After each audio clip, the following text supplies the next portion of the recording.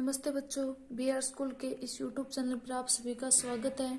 तो देखो, हमने पिछली क्लास में माचिस के बारे में पढ़ा था, ज्वलन ताप के बारे में पढ़ा था, इन सब के बारे में पढ़ा था और इसके आगे हम पढ़ेंगे। देखो, अब हमने पाया कि दाह्य पदार्थ तब तक आग नहीं पकड़ सकता या जल नहीं सकता तब तक उसका ताप उसके ज्वलन ताप से कम हो, यानी कोई भी पदार्थ है उस टाइम तक नहीं जल सकता जब तक उसका ताप है वो ज्वलन ताप से कम हो।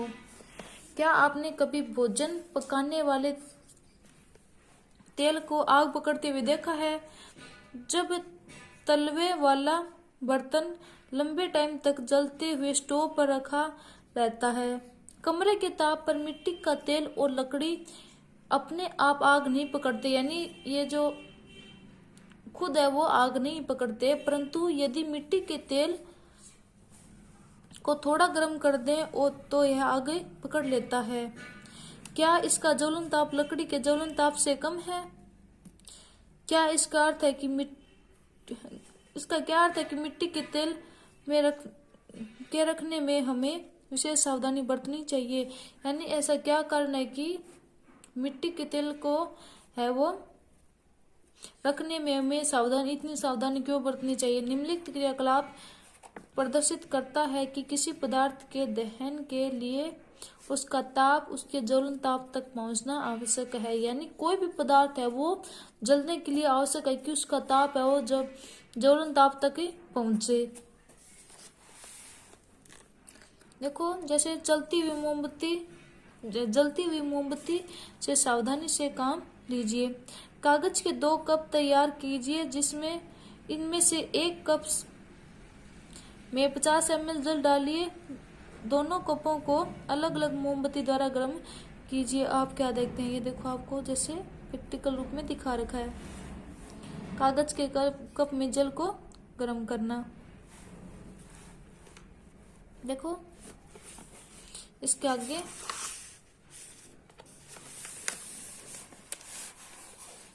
यदि हम कीप को गर्म करना जारी रखें तो वह कागज के कप में भी जल को उबाल सकते हैं। क्या आप इस परिघटना का कोई स्पष्टीकरण सोच सकते हैं? कागज के कप को दी जाने वाली उष्मा है वो चालन द्वारा जल के में चली जाती है, अतः जल की उपस्थिति में ताप है वो कागज के ज्वलन ताप तक नहीं पहुंच पाता, इसलिए वह जलता नहीं है। जिन पदार्थों का ज्वलन ताप बहुत कम होता है और जो ज्वाला के साथ सरलतापूर्वक आग पकड़ लेते हैं वो ज्वलनशील पदार्थ कहलाते हैं। जिन पदार्थों का वो ताप कम होता है और वो आग के साथ है वो सरलतापूर्वक आग पकड़ लेते हैं तो वो ज्वलनशील पदार्थ कहलाते हैं। ज्वलनशील पदार्थों के उदाहरण है जैसे पेट्रोल है, अल्कोहल है, LPG यानी द्रवित पेट्रोलियम गैस है आदि। क्या आप कुछ और ज्वलनशील पदार्थों की सूची बना सकते हैं? हाँ, बना सकते हैं। इतने तो ध्यान में रखें। हम आग पर नियंत्रण कैसे पाते हैं? अपने घरों, दुकानों और कारखानों में आग लगते हुए देखा या फिर सुना ही होगा। यदि आपने इस प्रकार की कोई दुर्घटना देखी है तो उसका संक्षिप्त वर्णन अपनी नोटबुक में लिखिए और यह अनुभव अपनी कक्षा के साथियों के साथ में बांटिए। अपने क्षेत्र की अग्नि सेवा के टेलीफोन नंबर का पता लगाइए। यदि आपके या फिर आपके पड़ोसी के घर में आग लग जाए तो सबसे पहले अग्निशामक सेवा को सूचित करें, यानी आपको उनको सूचित करना आवश्यक है, अग्निशामक सेवा को।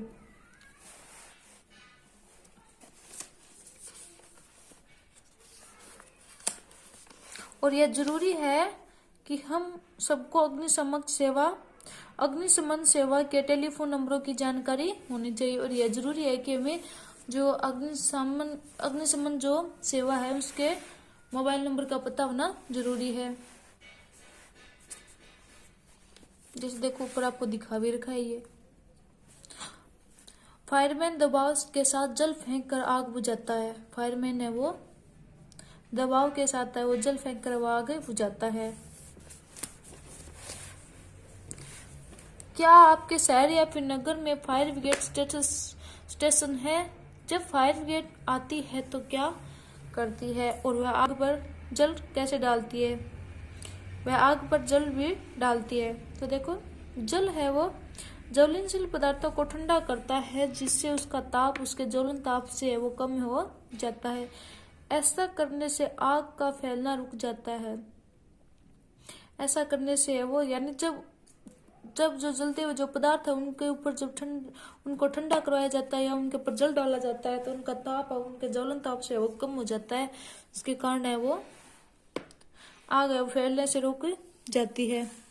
जल वाष्प ज्वलनशील पदार्थों को घेर लेता है, जिससे कि वायु की आपूर्ति बंद हो जाती है और आग बुझ जाती है।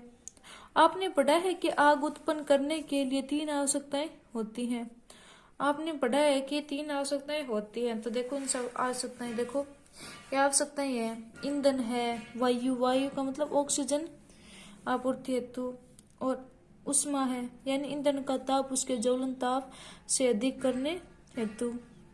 ईंधन, वायु और उष्मा 3 आवश्यकताएं होनी जरूरी हैं।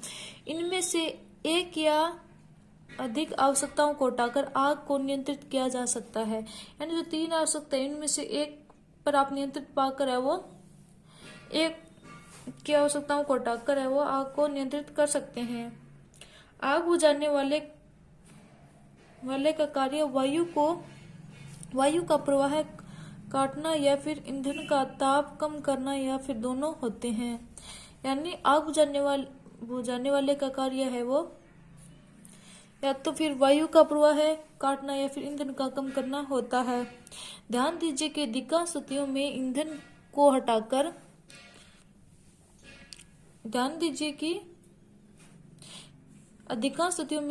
हटाया नहीं जा सकता।